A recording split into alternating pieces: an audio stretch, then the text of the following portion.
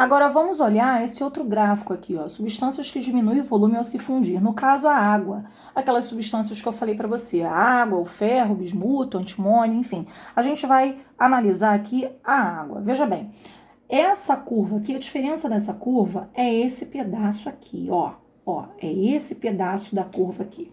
Na verdade, é o pedaço de fusão. Eu vou escrever aqui para você, ó. Fusão aqui do sólido, tá? Para o vapor, a gente vai chamar de sublimação. Vou abreviar.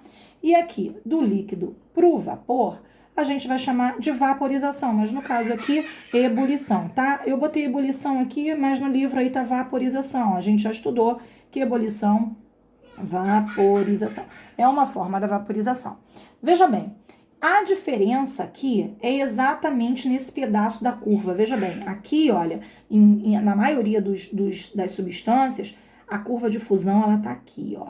Na água, não, ela vem para cá. Veja bem, essa é a diferença. O que acontece aqui? Se eu aumento a pressão, ela passa de vapor para líquido, ok? Assim como aqui, ó, nas outras substâncias. Aqui, se eu aumento a pressão, veja bem, aqui a pressão tá aqui, tá? Se eu aumento a pressão de vapor para líquido, se eu aumento a pressão aqui, ó, ela vai de sólido para líquido. Isso que é um interessante aqui na água, ó. Ela vai de sólido para líquido. Um exemplo prático disso é a patinação, onde na maioria dos vídeos, na maioria das aulas, a gente já coloca, porque isso já caiu muitas vezes em concurso.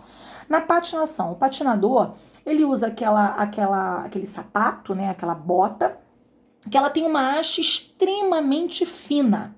Isso faz com que a pressão no gelo ela seja muito grande. Então, como a pressão ela aumenta ali no gelo, para que ela precisa que tenha uma grande pressão? A haste sendo muito fina, aumenta a pressão. Por que ela precisa que isso aconteça? Porque é ali que faz com que aconteça uma camada de líquido. O gelo, que está bem ali na superfície, abaixo do sapato, ele fica com uma camada de líquido. E essa camada de líquido, ela só acontece porque aumenta a pressão. Olha, passou do sólido para o líquido. Tá vendo?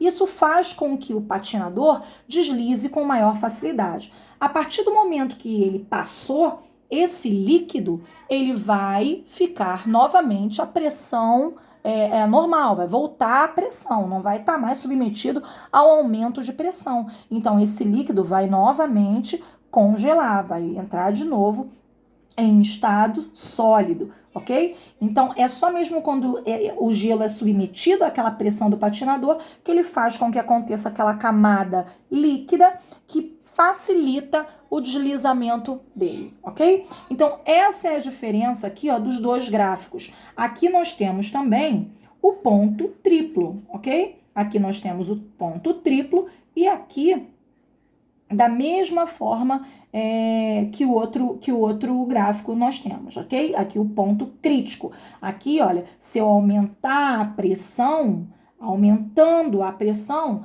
eu não tenho aqui uma transformação, ok? Do meu material para o estado líquido. Aqui já eu tenho uma transformação. Então, esse ponto aqui é o ponto crítico. Ok, queridos? Esse conteúdo, ele é bem teórico, ele é bastante teórico, ele precisa ser ouvido várias vezes, repetido, analisado, para que haja realmente uma compreensão, eu entendo bem isso, ok? Então, caso tenha ficado alguma dúvida, reveja o vídeo, analise o gráfico que eu estou colocando para vocês, tá? Se caso for necessário, analise outros vídeos também de outros professores no YouTube. A gente tem o Boário, que é um maravilhoso professor. Procure, aumente aí o conhecimento de vocês, tá bom? Em relação a esse conteúdo, que é um conteúdo bem teórico. Eu vou pedir para vocês fazerem, eu vou anotar aqui, ó, só vou virar para a gente observar aqui, ó, fazer a página 30, 31,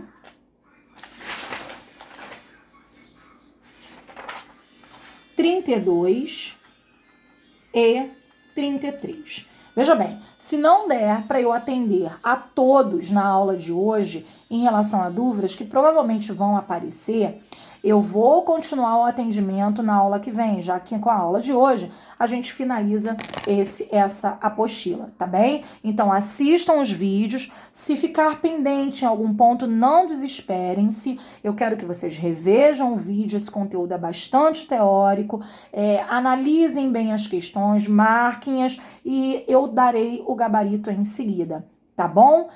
Caso não consiga atender a todos, repetindo, a gente vai solucionando o problema nas próximas aulas. Tá bom, meus queridos? Bons estudos, estarei à disposição.